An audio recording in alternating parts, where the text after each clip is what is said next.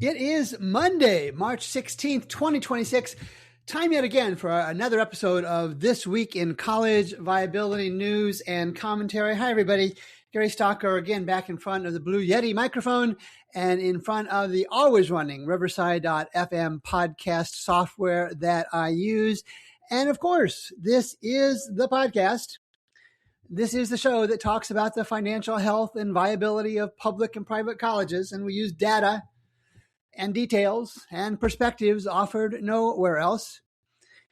This week, lots of layoffs and cutbacks. And this is a pattern, folks, for those in denial or trying to cover up the financial challenges colleges face. This is a pattern. Swarthmore College wants to change accreditors. The reasons are interesting. And if you can't consistently generate positive cash from running a college, from operations, sell something. That's what Rider University in New Jersey wants to do. And how about a new no confidence vote? Yes, they're back in vogue again, this one at Old Dominion University. Spoiler alert to those following the story at Old Dominion. Their 4-year graduation rate in 2024 was only 50%. So maybe they need to have some no confidence in their ability to graduate students. And then finally, the HLC takes some poetic license with a social media post on recent enrollment increases. And these have been out in the news for a long, long time. And HLC is just getting around to it. That tells us a lot. They didn't tell the whole story, which they're entitled to do, but that's why I'm here. I'm here to fill in the details they left out in their social media post. And of course, we'll have much, much more. And as I always do at this point in the show, don't be a podcast hog. Make sure to share the link with families and friends and colleagues inside and outside higher education. Let them have a chance to look at and listen to a different perspective on this entire industry. To layoffs and cutbacks we go. I'd take a deep breath to get me through everything, but it's going to take a lot longer than that. Rutgers says it may lay off 37 faculty members.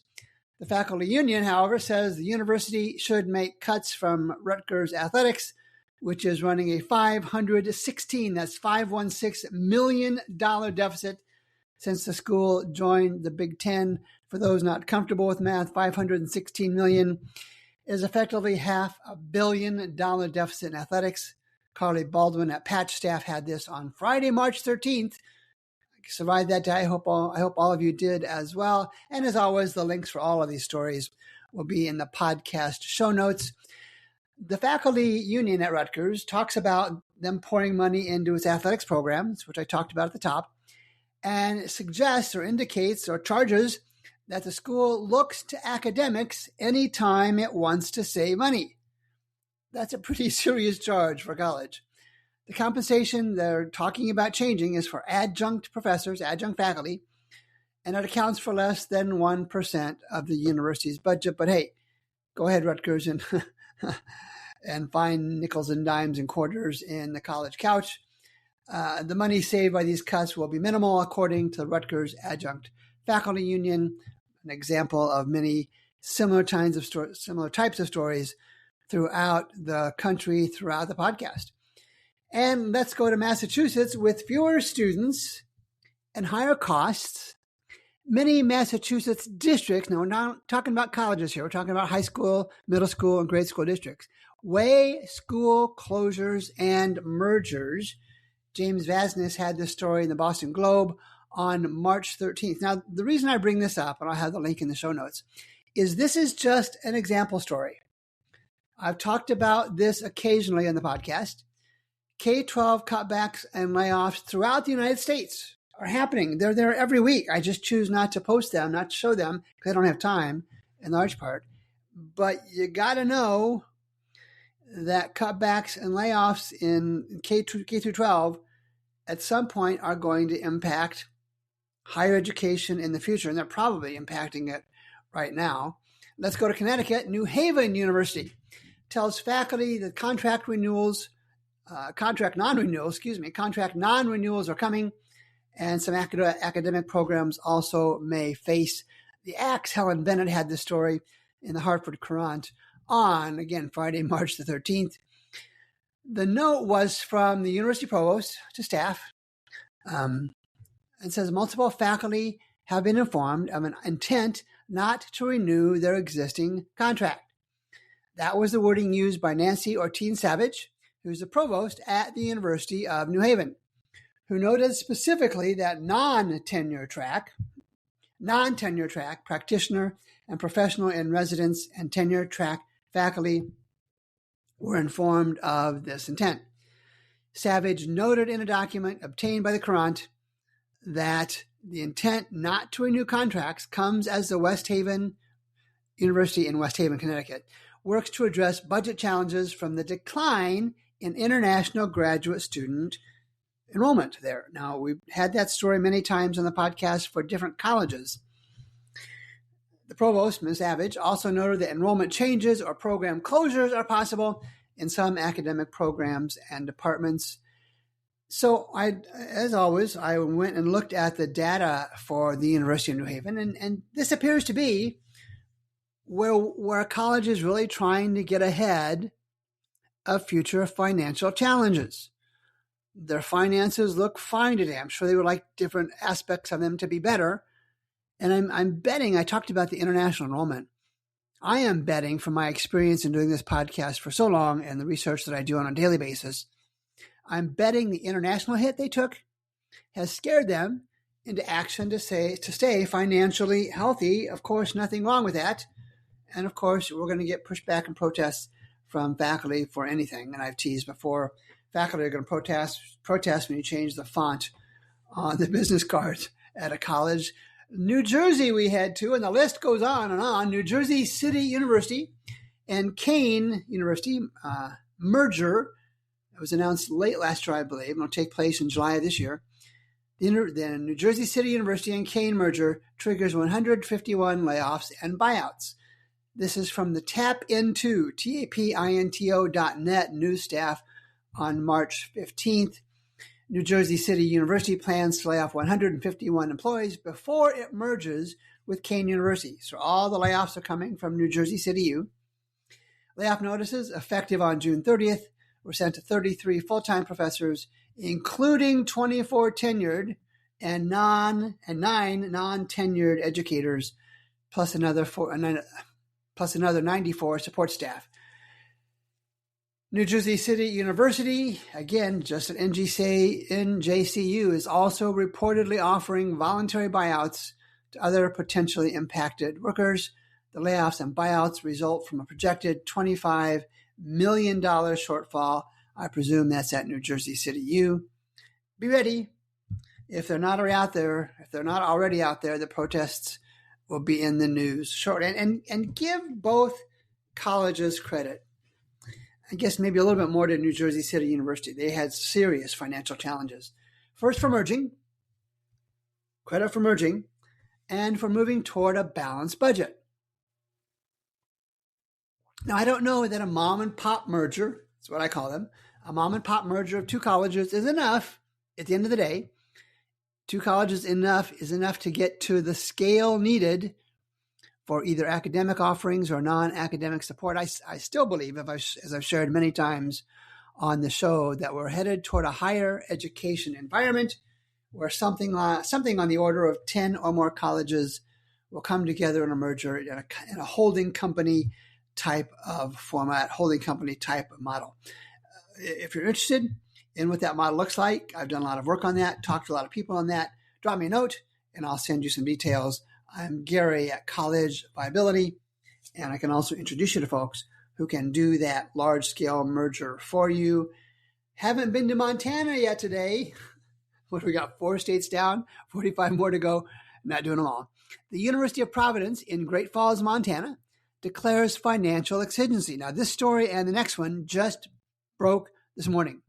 What do they call in the big news business? Breaking news. I've got breaking news. This is from Justin Robichaud at KRTV3 in Great Falls, Montana, posted on March 12th. I guess maybe it wasn't today. And it looks like they're pinning hopes at the University of Providence on lowering costs and increasing their endowment. Now, I note that because, again, I went to the data. The 2024 endowment at the University of Providence in Great Falls, Montana was a measly $20 million. That's not even college couch money. And to me, that has always suggested, and I've always reported, that such a low number this far into this university's existence suggests they don't have either the systems or processes in place, historically, to raise 50 million plus, or something else to consider, they don't have the donor base. Their graduates, for whatever reason, the community, for whatever reason, is not willing to support the college with either restricted or unrestricted gifts. And is this the last story? I think so. On layoffs and cutbacks, the new school will reduce faculty and staff by 15% amid a financial reorganization. So now Cutler had this story in the Chronicle of Higher Education on March 13th.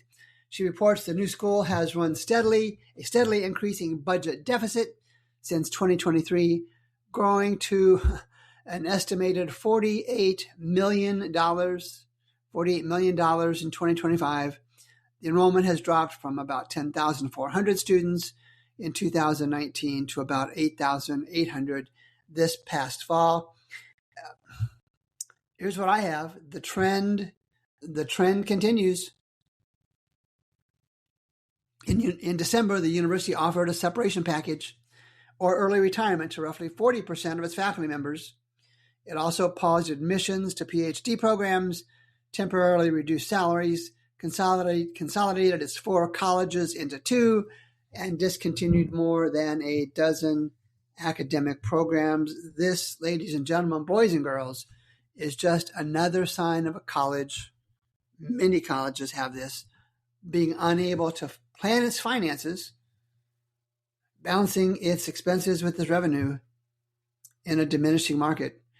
Finally, page 2, Swarthmore applies to switch its accreditation agency to the New England Commission.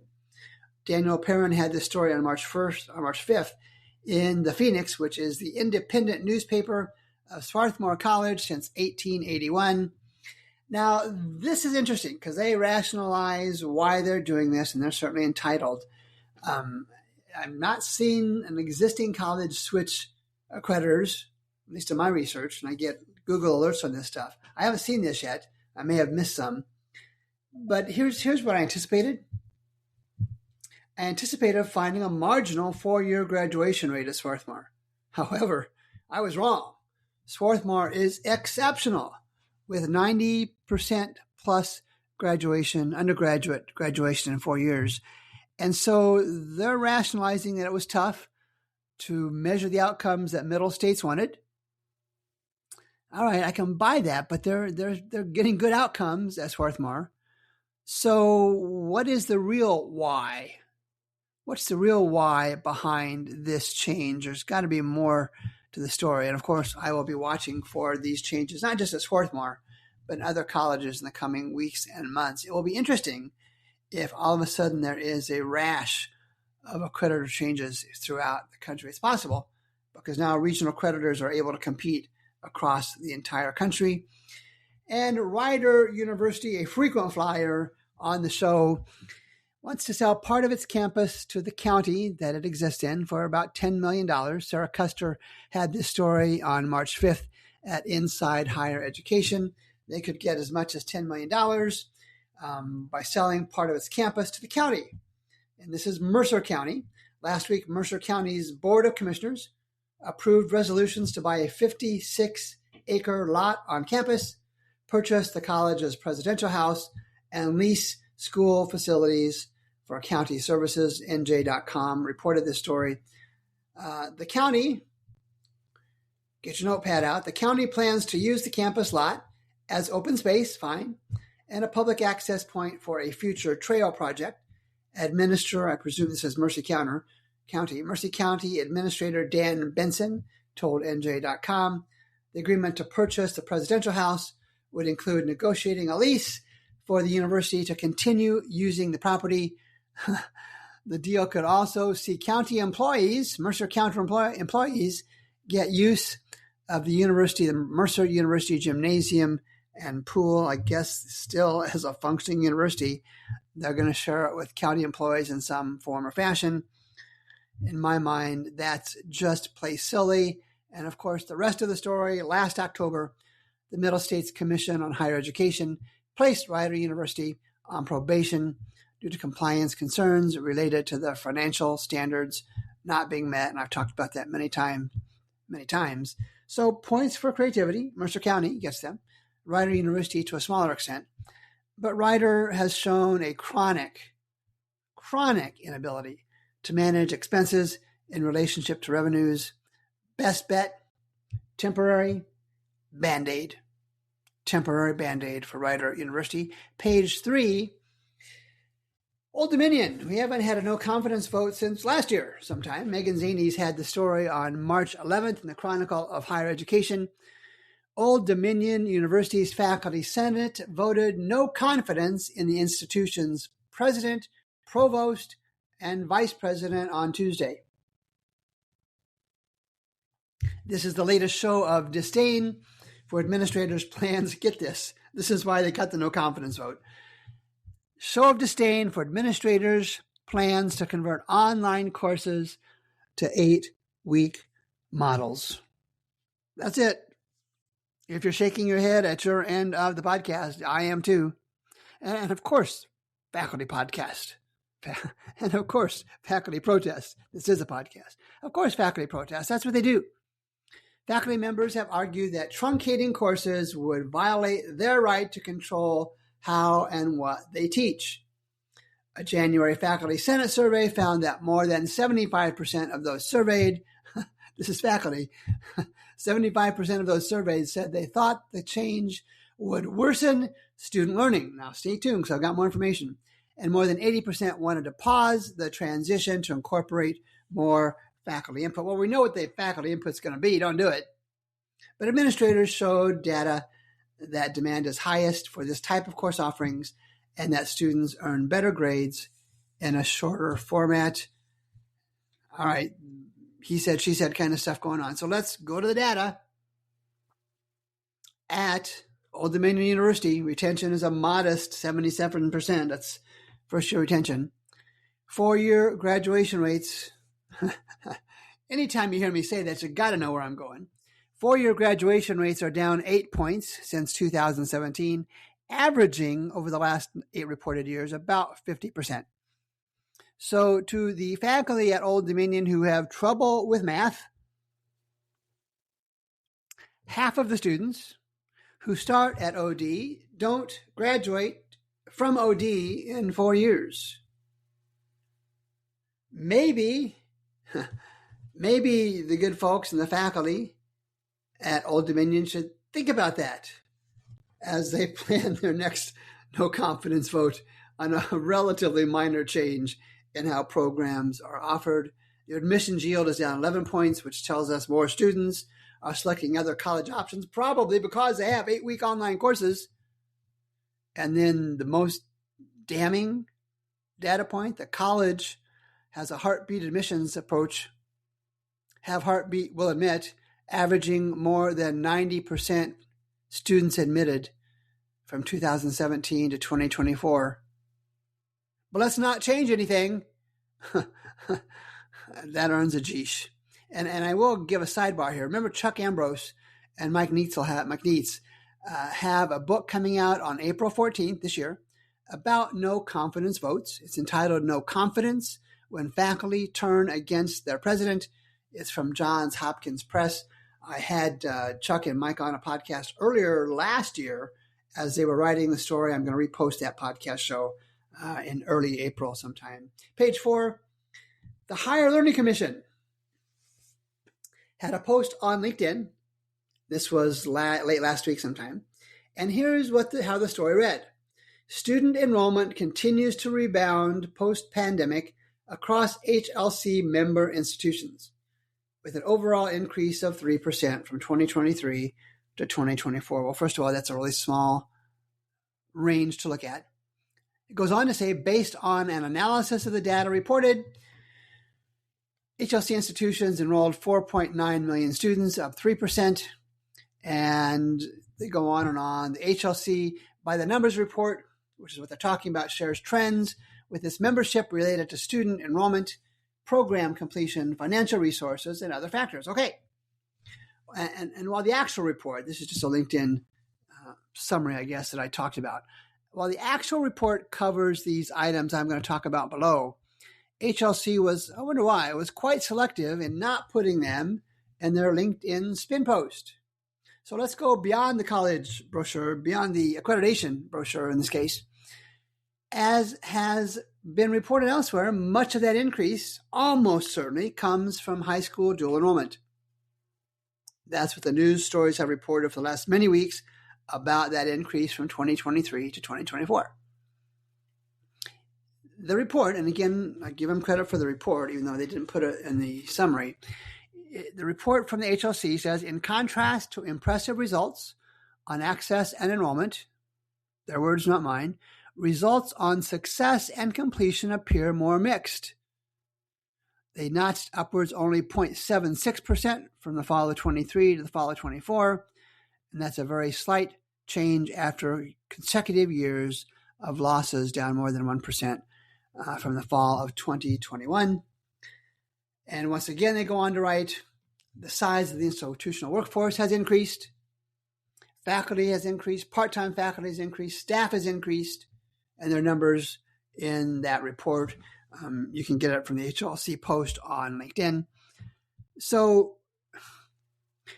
in the face of higher education industry contraction, completions, according to the HLC, completions are modest at best. Most enrollment increases are from high school students not really in college yet. And in the face of intense cost pressures, colleges continue to hire more employees. I'm going to give you a sarcasm alert here. I did not see those summaries in the HLC LinkedIn post. So let's do a wrap. And when you step back and look at all of these stories together, a pattern develops. A pattern becomes clear. Higher education is in a period where math, where the numbers, is starting to win arguments. Enrollment declines, revenue declines, four-year graduation rates that are generally awful with few exceptions. And even now the higher education industry is trying to spend 6 years as a standard for undergraduate graduation. That's an abomination. And costs continue to keep rising. Eventually, those numbers force decisions. Institutions can respond with transparency and structural change. We talked about mergers earlier on, program consolidations, layoffs. Other colleges continue debating process and debating governance and debating whether to have 8-week online terms or not, while the financial clock keeps ticking. And the reality is simple. Colleges can debate philosophy and governance and academic models all day long, but budgets and numbers are the final decision makers. There's no way around it. The institutions that confront these realities and are successful in balancing revenue with expenses earlier rather than later, they're the ones that will survive and have the chance to thrive. Those that are delaying, not recognizing the obvious patterns that exist, will, in many cases, too many cases, become the next headline about college cutbacks, layoffs, and or closures. And that's why I keep going to the data. It's the numbers that matter. So colleges can spin the story, and they do, and they will. There's no way around that. Colleges can spin the story, and narratives from these colleges can delay reality, but they can't and won't outrun the math. And that's why at College Viability, I always go to the data. Hey, for those of you making time to listen to the podcast, thank you. I am grateful. I'll have another podcast next week. Until next time, I'm Gary Stocker with College Viability. We'll talk soon.